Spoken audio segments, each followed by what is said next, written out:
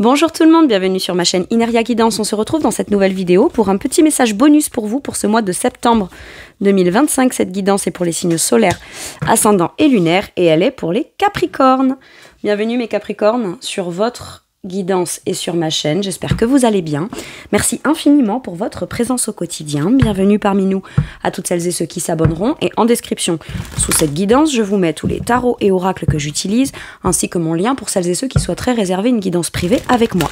Mes Capricornes, on garde bien à l'esprit comme d'habitude que ça reste une guidance générale qui ne peut pas parler à tout le monde ou dans les moindres détails à la même intensité pour les mêmes raisons et parfois même au même moment. Donc n'hésitez pas à aller voir vos autres signes pour un autre message ou un complément de message et pourquoi pas revenir un peu plus tard sur cette guidance puisque ce qui ne vous parle pas tout de suite pourrait vous parler un peu plus tard. Dans ce message bonus, on va aller chercher plusieurs cartes. D'abord, on va aller voir de quelle énergie ou quelle situation ou quel message on veut vous parler. On va aller le découvrir ensemble. Ensuite, on ira voir vous, votre énergie ou votre positionnement par rapport à ce message. Ce qui est favorable dans la situation ou par rapport au message. Ce qui peut au contraire venir bloquer et coincer un petit peu. Et puis... la conclusion de tout ça ou la suite possible. Et puis on ira recouvrir avec d'autres cartes de tarot pour aller préciser certaines énergies ou aller les développer un peu plus ou poser certaines questions en fonction de ce qui sort. Allez, c'est parti.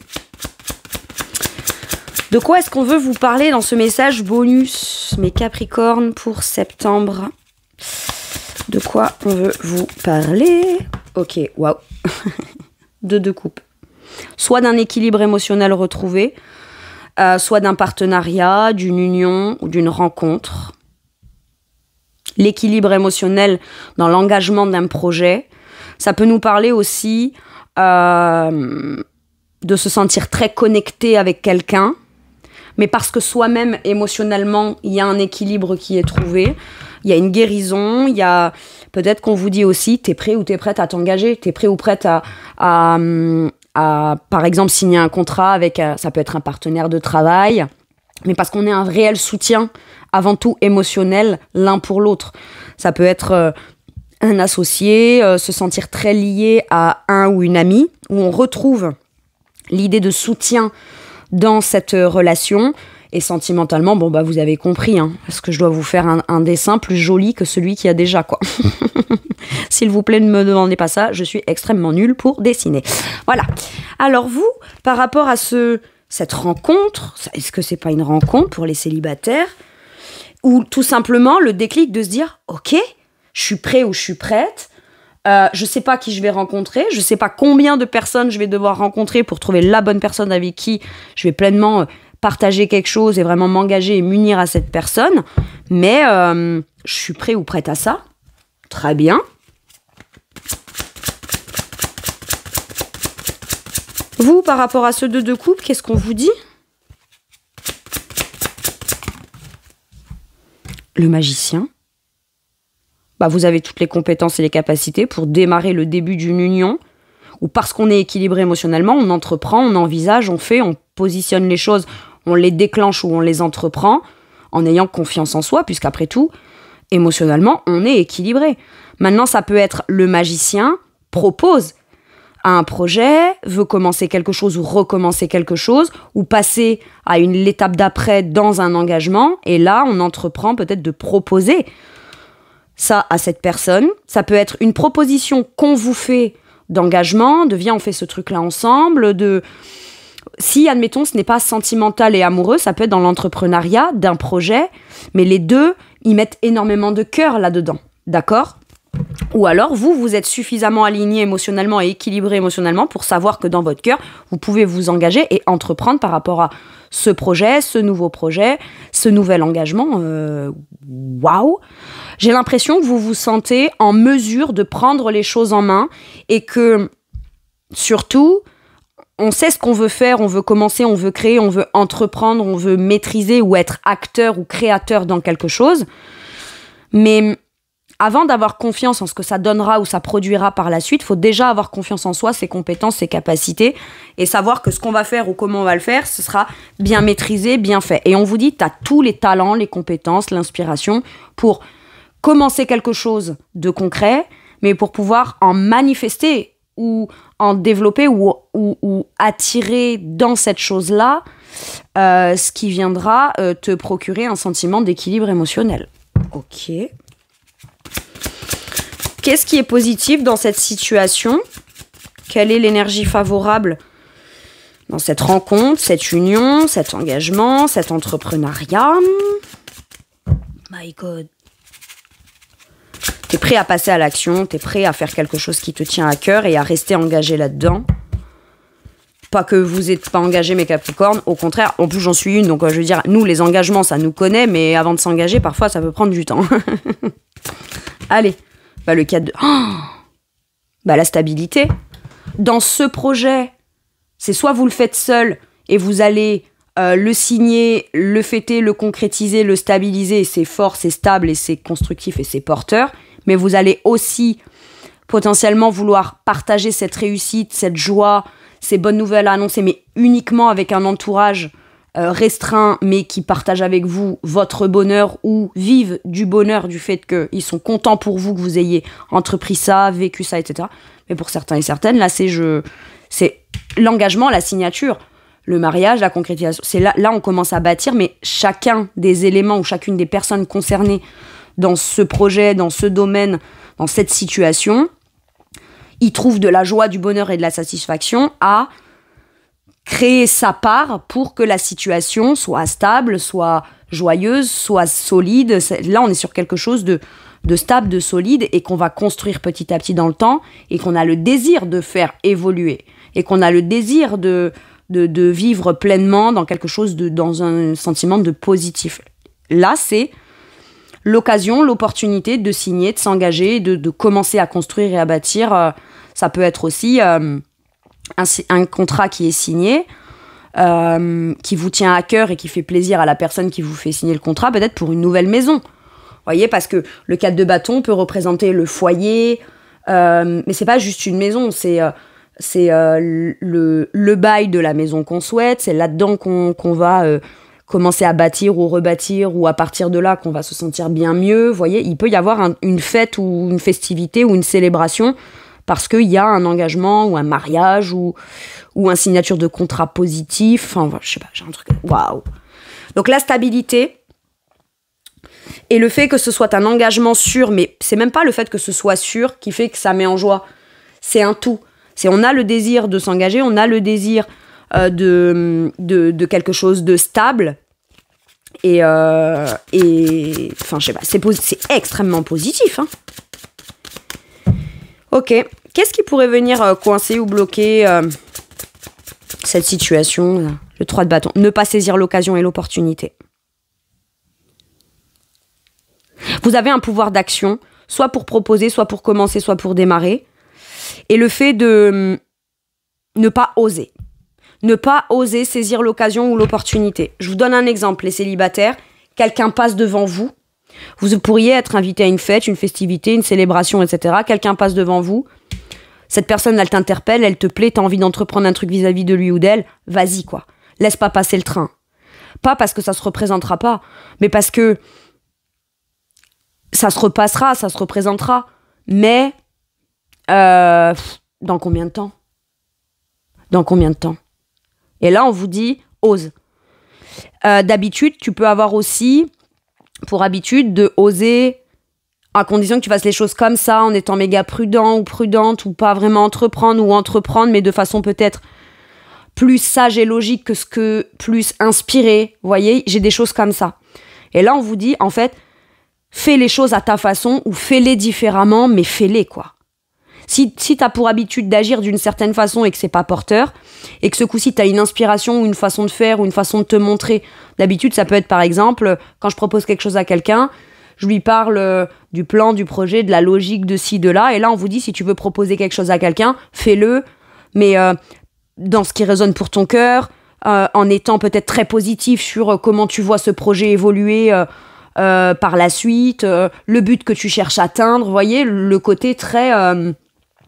c'est pas je te vends du rêve, mais plutôt que de te donner les arguments, les éléments plutôt sages pour que tu acceptes, par exemple, de t'y engager ou quoi, je vais te présenter les éléments sages, mais je vais aussi te dire le côté extrêmement positif de si jamais ça marche, quoi. Il y a un truc méga plus optimiste, plus positif. Et ça, on a l'impression que c'est beaucoup plus porteur. Mais là, on vous dit, ose saisir l'occasion et l'opportunité. Ne la laisse pas passer. Ok. La conclusion de ça, ou le résultat,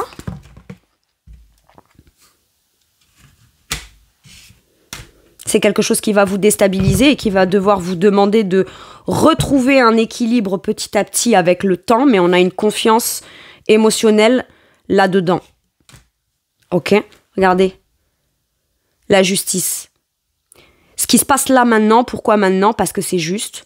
Il y a une vérité intérieure, il y a le courage peut-être d'annoncer, de déclarer, de parler ou d'officialiser quelque chose.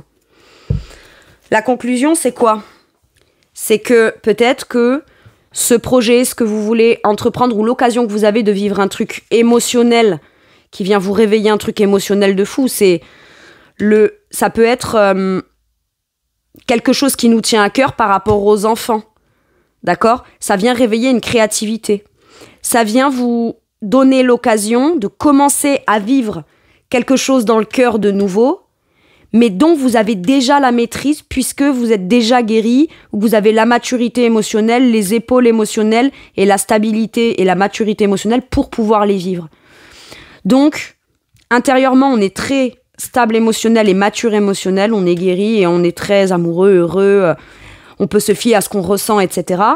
Mais le fait de le vivre concrètement de manière nouvelle ou d'avoir l'occasion d'être inspiré par un truc qui vous fera extrêmement plaisir tout de suite ou très rapidement, ça peut vous déstabiliser. Il y a un choix à faire. Dans le 2 de denier, c'est l'idée de, dans ton quotidien, t'as ton boulot, t'as ta maison, t'as ton quotidien, t'as tes gosses, t'as tes amis, t'as tout ça. Et tout ça, ça te satisfait très bien. D'accord ? Et là, il y a un élément supplémentaire qui vient se rajouter, de positif, qui pour l'instant ne fait pas partie de ta vie, ou que tu envisages, mais que jusqu'à maintenant tu n'as fait qu'envisager et que tu ne vis pas vraiment. Soit parce que l'occasion s'est pas présentée, soit parce que tu te contentes de tout ce qui est déjà positif dans ta vie, qui te cadre, qui te structure, qui te stabilise, et que tu as l'air de gérer et maîtriser. Mais là, on vous parle de quelque chose de nouveau, ou qu'on vit d'une façon nouvelle, ou on s'engage dedans d'une façon nouvelle, et c'est censé être prioritaire, sauf que vous, pour l'instant, vous ne le prenez pas concrètement en considération de façon importante ou prioritaire. C'est genre, par exemple, je souhaite ça, mais ça viendra quand ça viendra, mais j'y accorde pas de temps, d'espace, d'énergie, etc., parce que je suis déjà très occupée autour, ok ? Et là, avec le 2 de denier, on vous dit, il y a quelque chose que jusqu'à maintenant, tu n'as pas pris en considération, là, ce sera tellement évident pour toi que tu vas devoir le prendre en considération, faire un choix qui pourrait venir redistribuer les cartes de ton quotidien, devoir te demander de te réadapter, de faire des choix qui pourraient remettre en question ton quotidien comme il se passe maintenant, mais c'est un choix qui pourrait te faire vivre quelque chose qui est censé être prioritaire, mais que jusqu'à maintenant, toi, tu n'as peut-être pas pris en considération comme étant quelque chose de prioritaire.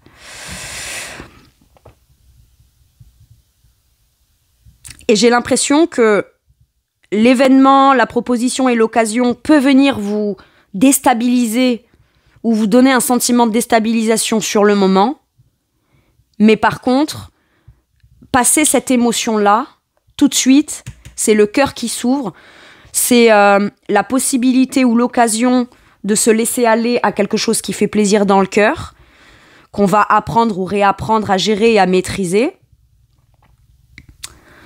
mais qui va tout de suite nous faire nous sentir alignés émotionnellement, heureux, heureuses.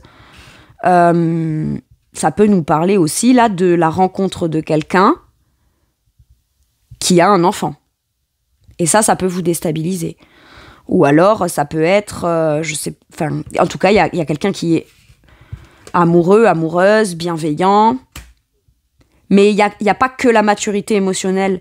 Il y a aussi ce côté inspirant, romantique. Et c'est pas soit juste je suis vulnérable émotionnellement, ou alors c'est pas sérieux, ce truc émotionnel, les petits papillons dans le ventre, etc. Parce que c'est comme si qu'on vous disait, la vie, c'est pas que des responsabilités, du travail, l'équilibre, la stabilité.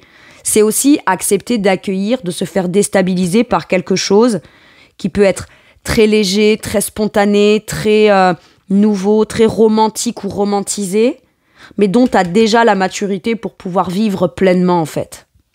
Et ça peut être quelqu'un qui, à la fois, est très sérieux et sérieuse et engagé et pose des actions en écoutant son cœur de façon très mature. On peut compter sur ce roi de coupe. Mais ça n'empêche pas de se laisser aller aussi à du romantisme, à de la vulnérabilité ou à des choses un peu romantisées. Et ça peut vous déstabiliser. Et pourtant, j'ai l'impression qu'on vous dit « fais ce choix ». Même si ça te déstabilise émotionnellement, fais ce choix. Ok. Alors, est-ce que c'est le choix de proposer un engagement ou un engagement qu'on vous propose et on vous dit, même si tu sais pas comment tu vas gérer. Je vous donne un exemple. Admettons, vous avez déjà un boulot et on vient vous proposer d'intégrer une équipe, un groupe ou un projet en parallèle de ça. Comment je vais faire pour jongler, machin, je sais pas quoi, et j'ai déjà mon boulot et j'ai déjà mes responsabilités. Ouais, mais ça vous tient à cœur, c'est de l'ordre. Ça peut être potentiellement de l'ordre d'un rêve de l'enfance ou quelque chose comme ça. Et on vous dit, si on te le propose maintenant, que ça t'est proposé maintenant, que l'engagement est possible maintenant, bah c'est parce que t'en rêves et que dans ta vie, on veut pas, même si ton quotidien te va et te convient, on ne veut pas que tu vives que quelque chose qui te convient et qui te va. On veut aussi que tu puisses être en mesure, parce que tu trouves un équilibre émotionnel avant tout et pas forcément un équilibre. En fait, on vous demande juste d'être aligné émotionnellement. Comment ça va se passer l'équilibre dans le concret ? Bah, ça se fera au fur et à mesure. Un peu comme tout ce que vous avez déjà commencé, entrepris ou vécu qui vous a déstabilisé et qui, au final, aujourd'hui, vous savez très bien composer avec. Sauf que là, c'est positif. Donc, du coup, on ne sait pas trop comment le prendre le truc, on ne sait pas trop comment le vivre. Mais on vous dit, ça se fera. Tu retomberas sur tes pattes. Le 2 de denier, c'est l'équilibriste du tarot. D'accord ? C'est le funambule du tarot. Donc, c'est celui qui, quoi qu'il arrive, de manière concrète, réussit toujours à retrouver son équilibre. Ok ? Et peut-être que c'est bien aussi des fois de vivre des choses qui viennent troubler un quotidien qui est trop équilibré. Parce que dans l'équilibre, tout est rangé, tout est cadré, tout est bien, même quand bien même c'est des choses chouettes et positives, hein. Mais il y a ce petit truc en plus qu'on veut que tu reprennes en considération. Donc oui, ça demande peut-être de rebouger, restructurer, se réorganiser, mais vous allez être capable de ça. Ok, c'est beau. Bon, allez, sur ce 3, je vais commencer par le 3 de bâton. Dans ce qui bloque. Sors de ta zone de confort. Je sais pas ce qui se présente, ce qui se propose ou ce que vous avez envie de commencer. Hein. Ou ce que vous... Peut-être que pour certains et certaines, c'est même pas j'y pense, j'y songe et je l'envisage. C'est juste ça se présente, j'ai une inspiration, j'ai envie de le faire. Ça peut être très spontané et instantané ou soudain. D'accord ? Mais là, on vous dit... T'accroches pas à ce qui t'a permis de pouvoir te restructurer, te resécuriser, parce que quelque part, ça te structure, ça te donne l'impression de maîtriser ton quotidien ou tu t'accroches à un truc qui te stabilise. Mais là, on va te demander de passer à l'action et ça peut te déstabiliser. On va te demander de saisir l'occasion et l'opportunité. En devant peut-être mettre de côté un principe ou une valeur ou un truc auquel tu tiens fort, mais si ça te permet d'avoir du positif derrière, c'est cool, quoi. On vous dit, ton quotidien, il est bien cadré, il est bien rangé. Et quelque part, je vais être honnête, mes Capricornes, on en a ras-le-bol que ce soit trop rangé. Tout n'est pas parfait dans l'organisation, dans ce qui constitue son quotidien, etc. Mais grosso modo, on le gère bien, on le maîtrise bien, et c'est ce truc-là, ce quotidien-là, ces activités-là, ou votre planning, ou votre vie de manière générale, qui est bien positionné. Et là, en fait, en apparence, on pourrait penser que ça va venir mettre du bordel. Alors qu'en vrai, ce bordel, c'est quelque chose de positif, donc c'est nécessaire de sortir de sa zone de confort. Parce que zone de confort veut dire confortable, mais dans ce contexte-là, comment dire ? Il n'y a pas de place pour quoi. Quand bien même on le désire, il n'y a pas de place pour quoi. Et là, on vous dit juste, accepte d'ouvrir un tout petit peu pour laisser la place à ça. Ok. Sur ce 4 de bâton, un positif, là, qu'est-ce qu'on nous dit ? Cavalier de bâton. Pouah. Alors, c'est soit quelqu'un qui... Waouh, sur le 4 de bâton.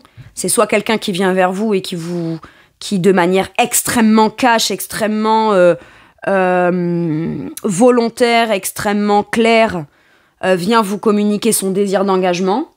C'est quelqu'un qui peut être potentiellement très passionné, mais très optimiste, très entreprenant, très volontaire, très motivé, etc.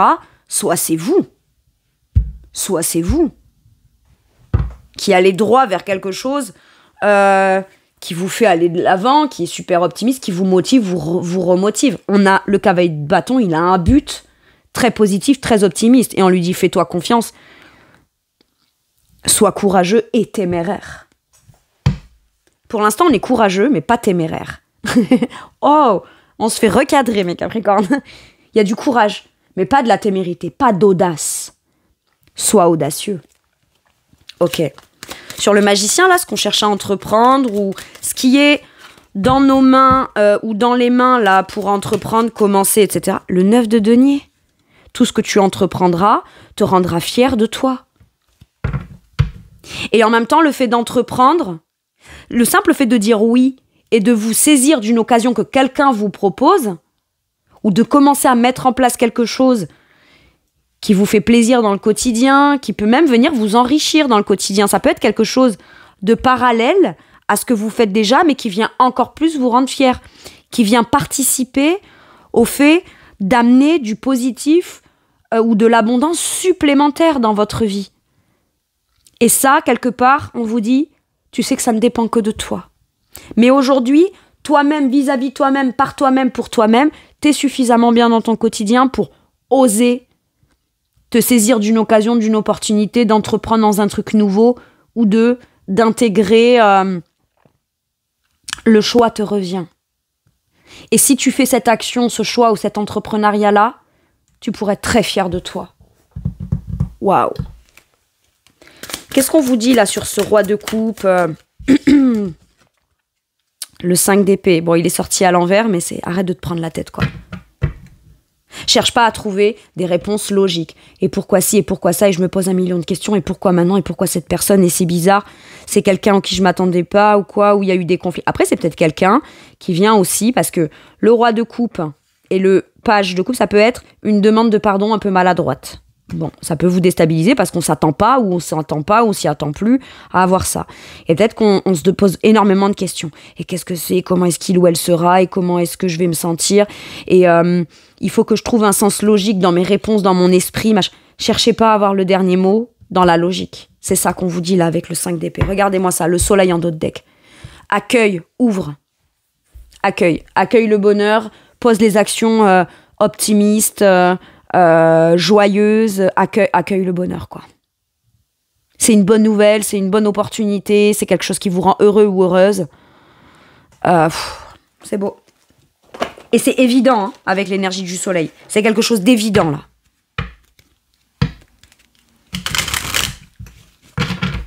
Il peut y avoir une volonté, une envie, et il peut quand même y avoir des divergences de point de vue ou des divergences d'opinion.